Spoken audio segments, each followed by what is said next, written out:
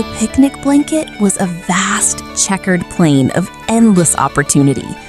Private Pip struggled with a giant crumb, his tiny arms trembling. They formed a wobbly ladder to reach the ultimate sweet prize. But gravity, as always, had a cruel sense of humor.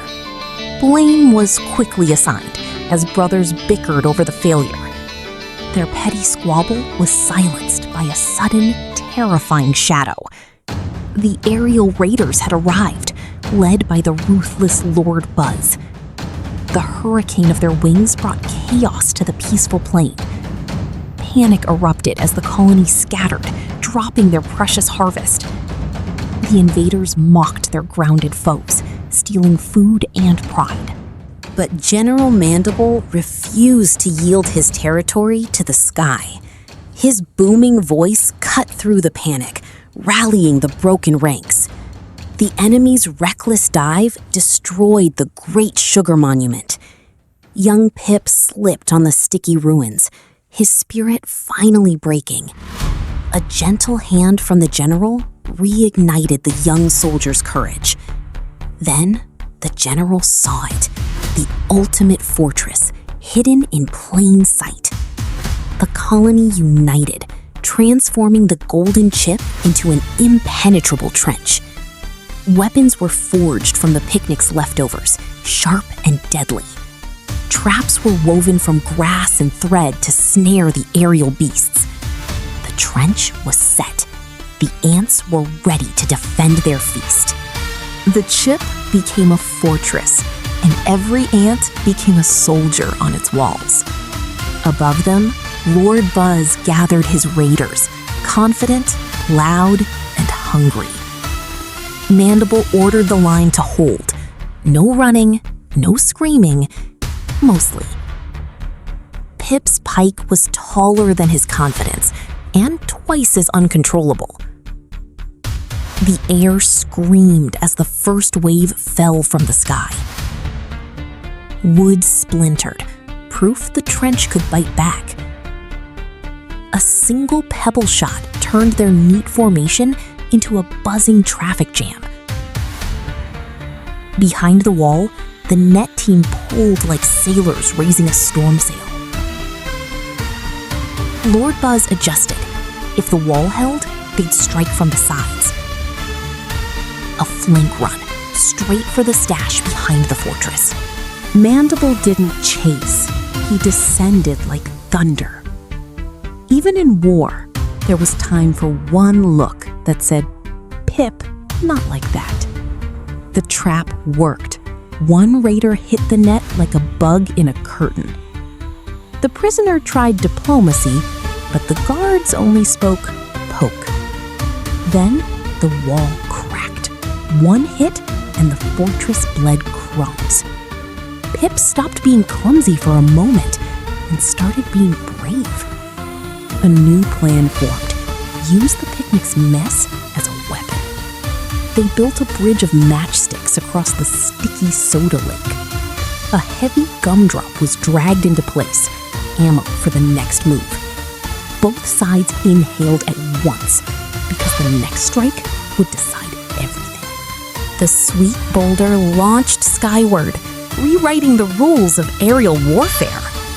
The sky shook, and the raiders learned gravity had a sticky side.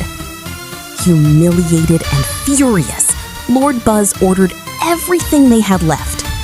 Reinforcements crossed the sticky lake, stepping over chaos with military precision.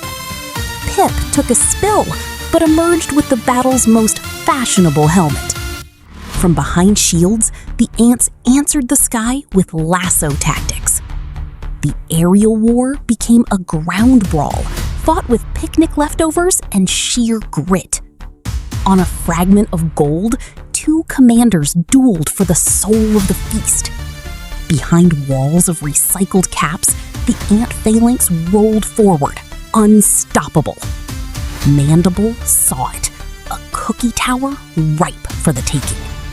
This time, the ladder stood strong, built on trust, not panic.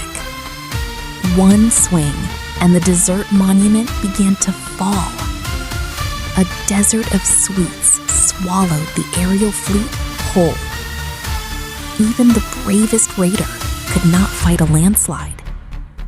The clumsy recruit had found his footing and his courage. He didn't charge. He held the fortress together when it mattered most. The general's salute ignited a firestorm of renewed spirit. The line broke forward, a tide of determination sweeping the plain. The sky fell silent beneath a canopy of woven grass. The battle raged to its end, and two rivals stood as the last witnesses. At last, the battlefield went still. Two commanders, one broken feast. Buzz threw everything into one last reckless attack. Mandible didn't block the blow. He redirected it into disaster. The Great Raider was trapped by the very sticky world he came to conquer. Victory came with restraint. The ants fought to protect, not to burn. When the buzzing stopped, the colony became a family again. Pip fixed the wall he once feared to stand behind. The feast was saved, and now the feast had become the celebration. Pip was no longer the clumsy recruit. He was a soldier of the line.